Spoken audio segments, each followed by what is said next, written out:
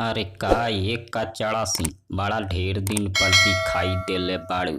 अपना पुरनका यार के बारे में तनी बताव। उनकर का हाल बा, तनी उनकरो खबर हमके बता दो। अरे खेसारी जी, हमके तू कचड़ा सिंह काहे बोलत रहो? हमार नाम तो अक्षरा सिंह ह और तू कचड़ा सिंह काहे बोलत रह हमके? अरे अक्षरा सिंह सॉरी बोलत तानी, गलती हो गईल है।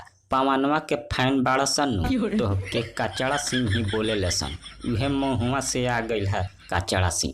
सॉरी अक्षरा सिंह, तार अक्षरा सिंह नाम है, अब याद पड़ गई, अब ना भूलाएम। अरे खेसारी जी, पवनवा के बाते जा मत बतियावा। ओकर नाम गोबर सिंह ह, पियक्कड़ सिंह ओकरा के बोले ले सन।